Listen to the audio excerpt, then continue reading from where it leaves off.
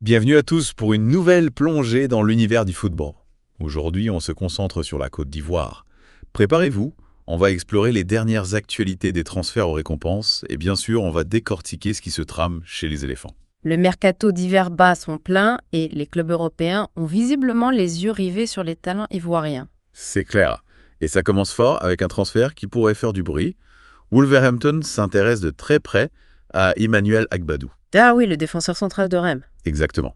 Et apparemment, il serait prêt à mettre le paquet pour l'avoir dans leur équipe. C'est intéressant parce que Wolverhampton n'est pas vraiment réputé pour recruter des joueurs ivoiriens. C'est vrai. Donc ce serait un transfert assez inattendu. Mais bon, Agbadou a fait de très belles performances à Reims. Sa robustesse, son jeu aérien, il impressionne. Oui. Donc ça pourrait expliquer l'intérêt de Wolverhampton. Ils cherchent peut-être à renforcer leur défense et à adopter une approche un peu plus physique. Et puis, si on reste dans le registre des défenseurs, on monte d'un cran en termes de prestige, parce que là, c'est le Real Madrid qui aurait des vues sur Ousmane Diomande. Ah oui, là on part d'un géant du football mondial. Oui, le jeune prodige du Sporting CP. Diomande, c'est un joueur extrêmement prometteur, avec une clause libératoire fixée à 80 millions d'euros. Donc le Real semble prêt à investir massivement pour sécuriser son avenir défensif. 80 millions d'euros, c'est une somme colossale. Est-ce que vous pensez que Diomande vaut un tel investissement à ce stade de sa carrière? C'est une question pertinente. Le Real Madrid est connu pour ses recrutements stratégiques, donc il voit probablement en Diomande un potentiel exceptionnel, un joueur capable de devenir un pilier de leur défense pour les années à venir. Son jeune âge, sa marge de progression, ses qualités athlétiques exceptionnelles. Tout ça justifie sans doute cet intérêt prononcé. Et pour rendre les choses encore plus intéressantes, l'Atlético Madrid serait également sur les rangs. On pourrait assister à une véritable bataille entre les deux géants madrilènes pour s'attacher les services de Diomande. Imaginez l'impact que ça aurait sur la carrière de Diomande. Exactement. Signer pour l'un de ces clubs, ce serait un tremplin extraordinaire. Une opportunité unique de se mesurer au meilleur et de progresser au plus haut niveau. En parlant de joueurs qui cherchent à relancer leur carrière, Seko Fofana est de retour en Ligue 1 avec le Stade Rennais. Oui, après son expérience en Arabie Saoudite. Exactement. Le retour de Fofana, c'est une excellente nouvelle pour le Stade Rennais. Son expérience, sa vision du jeu, sa capacité à dicter le tempo. Autant d'atouts précieux pour le club breton. Georges Sampaoli, l'entraîneur de Rennes, compte beaucoup sur lui pour dynamiser l'équipe. Qu'est-ce qu'il attend de Fofana? Sampaoli attend de Fofana qu'il insuffle de l'énergie, de l'agressivité et un esprit de compétition au milieu de terrain. Il veut un joueur capable de projeter l'équipe vers l'avant, de créer des occasions et de marquer des buts. Et pendant que Rennes se réjouit du retour de Fofana, un autre club de Ligue 1 cherche à renforcer sa défense. Le FC Nantes, qui souhaite recruter Bamo Meïté de l'Olympique de Marseille. Il s'agirait d'un prêt avec option d'achat. D'accord. Pour Meïté, c'est l'occasion d'avoir plus de temps de jeu et de prouver sa valeur. Et pour Nantes, c'est l'opportunité de consolider un secteur défensif qui a besoin de renfort. Parlons maintenant de Jean-Daniel Akpo, qui retourne à l'AC Monza en prêt depuis la Lazio Rome. Oui, ce prêt va lui permettre de retrouver du rythme et de se relancer après une période difficile à la Lazio. Monza lui offre une chance de se refaire une santé et de retrouver la confiance qui lui a peut-être manqué ces derniers mois. Oui, c'est intéressant de voir comment le mercato offre des opportunités à différents joueurs, que ce soit pour se relancer ou pour franchir un palier. Tout à fait. Et en parlant de joueurs qui pourraient passer à la vitesse supérieure, revenons sur le retour de Seko Fofana en Ligue 1. Son transfert à Rennes a fait couler beaucoup d'encre, mais j'aimerais qu'on s'attarde sur ce que ça signifie pour le club et pour le joueur lui-même. Avec plaisir. Pour Rennes, l'arrivée de Fofana, c'est un véritable coup de maître. Ils acquièrent un milieu de terrain expérimenté capable de dynamiser le jeu et d'apporter une nouvelle dimension à l'équipe. Sa vision du jeu, sa qualité de passe, sa capacité à casser les lignes adverses, autant d'atouts précieux pour Rennes. Et pour Fofana, ce retour en Ligue 1 représente une chance de se relancer après une expérience mitigée en Arabie Saoudite. Exactement. Il retrouve un championnat qu'il connaît bien et un club ambitieux qui lui offre la possibilité de s'exprimer pleinement.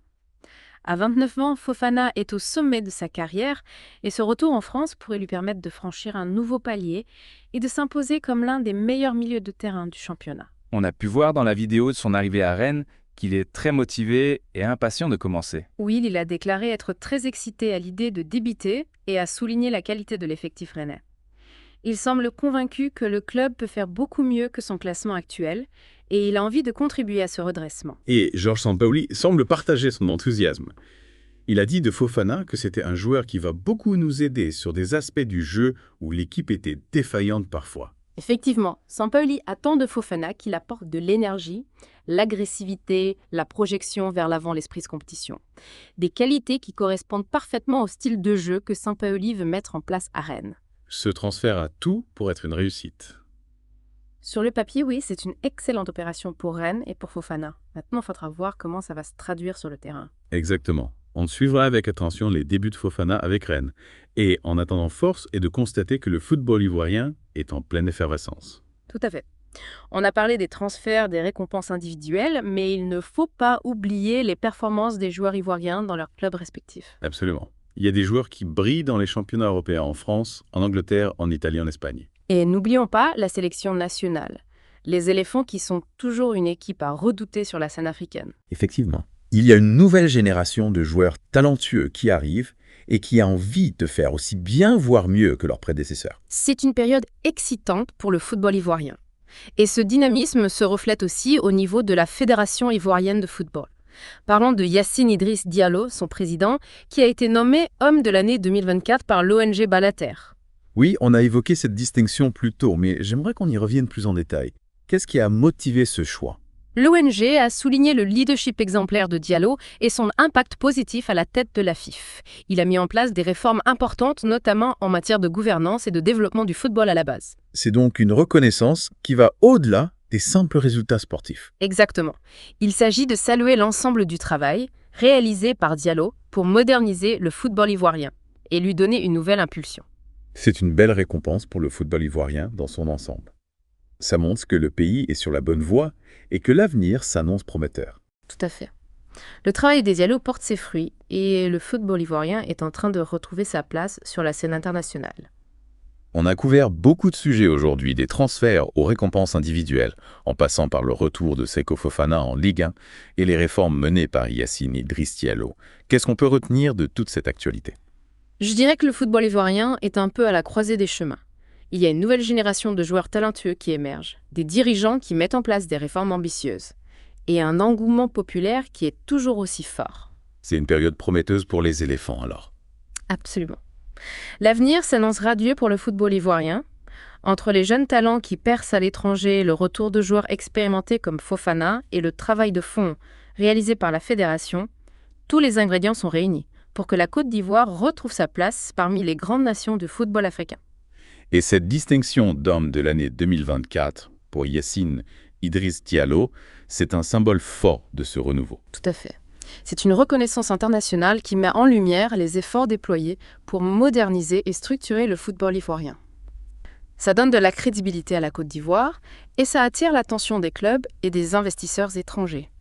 On a beaucoup parlé des transferts, des performances individuelles et des réformes. Mais qu'en est-il de la sélection nationale ? Les éléphants ont-ils le potentiel pour briller sur la scène africaine et internationale ? Le potentiel est là indéniablement.